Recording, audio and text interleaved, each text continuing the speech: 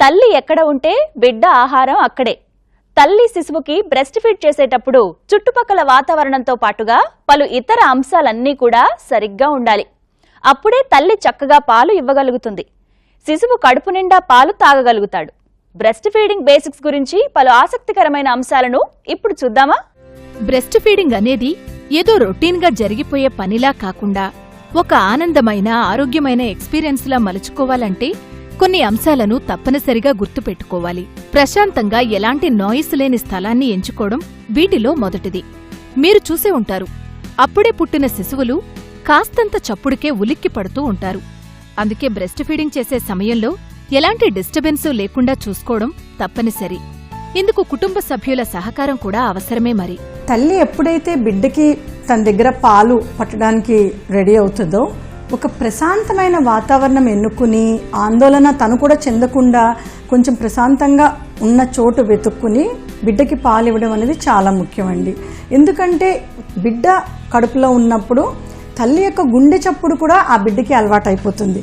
So అలాగా 9 నెలల పాటు తల్లి గర్భంలో పెరిగిన శిశువు ఎప్పుడైతే బయటికి వస్తుందో తల్లి గుండె చప్పుడు విన్నాక తెలిసిన వాతావరణం, తెలిసిన ఆ శబ్దానికి బిడ్డ కూడా భద్రతగా ఫీల్ అయ్యి రిలాక్స్డ్గా ఉండి తల్లి దగ్గర పాలు తీసుకోవడం అనేది సులువుగా ఉంటుందన్నమాట.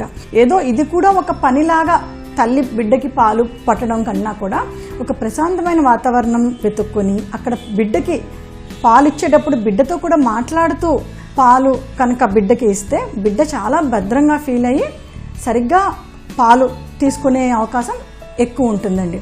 రోజులో పలుమార్లు నవజాత శిశువుకి తల్లి పాలనివ్వాల్సి వస్తుంది. తల్లి బ్రెస్ట్ ఫీడ్ చేసేంతసేపు ఖాళీగా ఉండాల్సిన అవసరం లేదుగా. అందుకే ఈ సమయంలో కూడా తమ పట్ల తాము కాస్త శ్రద్ధ వహించే అవకాశం ఉంటుంది. ప్రెగ్నెన్సీలో తీసుకునే ఆహార పోషణ జాగ్రత్తలతో పోలిస్తే పాలిచ్చేటప్పుడు తల్లులు తీసుకోవలసిన జాగ్రత్తలు ఒకంత ఎక్కువే అని చెప్పాలి.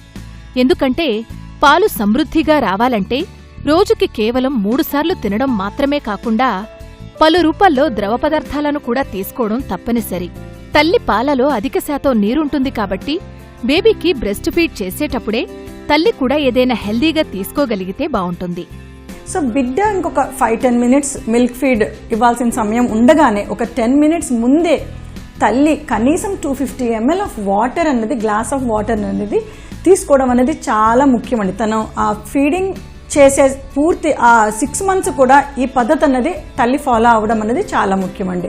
సో ఫీడ్ చేసే ముందు ఒక 250 ml ఆఫ్ వాటర్ కానీ ప్లస్ ఒక 250 ml ఆఫ్ మిల్క్ తను కూడా తీసుకుంటే కనుక మిల్క్ అవుట్ఫ్లో చాలా ఎక్సలెంట్గా ఉంటుందండి. ఎందుకంటే మిల్క్ అవుట్ఫ్లో లెట్అవుట్ ఉండడానికి సరైన వాటర్ కంటెంట్ అనేది తల్లిలో ఉండడం అనేది చాలా ముఖ్యం.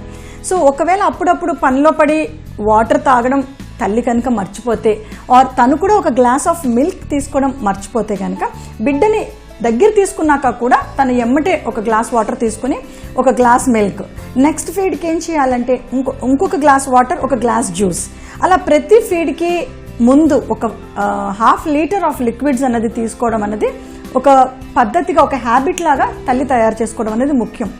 ఇందాక మనం చూసినట్టుగా తల్లి తన కేర్ తాను తీసుకుంటూ ఏదైనా హెల్దీగా తాగుతూ బేబీకి బ్రెస్ట్ ఫీడ్ చేయొచ్చు.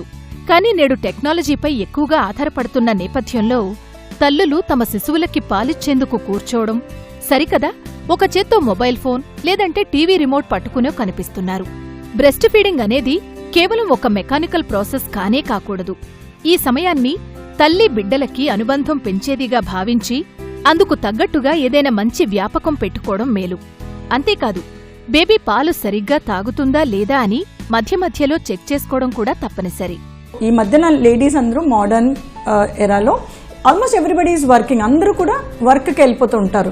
సో వర్క్కి వెళ్ళేటప్పుడు హడావిడిగా ఫీడ్ చేయడం కానీ ఏదైనా వర్క్ నుంచి రాగానే ఒక పనికి మధ్యలో ఇది కూడా ఒక పనిలాగా ఆలోచించుకుని ఈ పాలు పట్టే సమయంలోనే తల్లికి బిడ్డకి ఒక బంధం అనేది ఏర్పాడయ్యే అవకాశం అంతా ఈ సమయంలోనే ఉంటుందండి. ఎందుకంటే బిడ్డని దగ్గరికి తీసుకుని తల్లి పాలు తాగినప్పుడే బాండింగ్ అంటారు. ఇది తల్లికి బిడ్డకి మధ్యన ఒక బంధం తయారవడం అన్నది మనం బాండింగ్ అంటాం. సో బ్రెస్ట్ ఫీడింగ్ వల్ల బిడ్డకి వచ్చే కేవలం పోషకాహారమే కాదు, సరైన ఆహారమే కాదు, బిడ్డ యొక్క మానసిక ఎదుగుదల, శారీరక ఎదుగుదల, ఎమోషనల్ కోషెంట్ అంటారు. దట్ ఎమోషనల్ గ్రోత్ అన్నది బిడ్డకి ఎదుగుదలలో ఒక one of the main important part of the babies growth అని. బ్రెస్ట్ ఫీడ్ చేసేటప్పుడు తల్లి కనుక తనకున్న పూర్తి సమయం బిడ్డకి కేటాయిస్తే తల్లికి కూడా బ్రెస్ట్ మిల్క్ అన్నది అవుట్ఫ్లో చాలా బాగుంటుంది.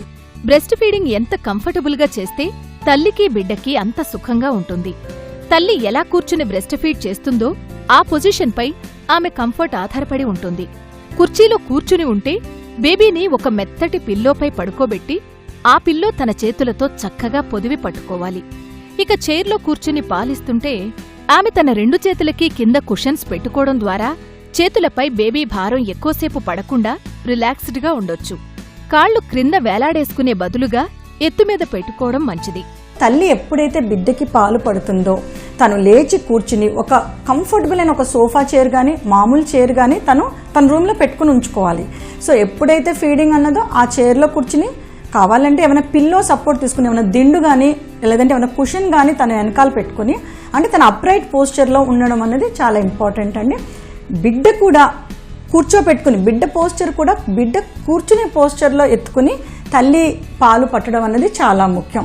సో తల్లి త్రూఅవుట్ ద ఫీడింగ్ ఎంత అర్ధరాత్రి పూట బిడ్డ పాల కోసం ఏడ్చినా కూడా బద్దకించకుండా కనీసం బెడ్ మీదైనా కూర్చుని కొంచెం హెడ్ అప్ పొజిషన్ పెట్టుకుని బిడ్డను కూడా కూర్చునే పొజిషన్ పెట్టుకుని పాలు పట్టడం అనేది చాలా ముఖ్యం.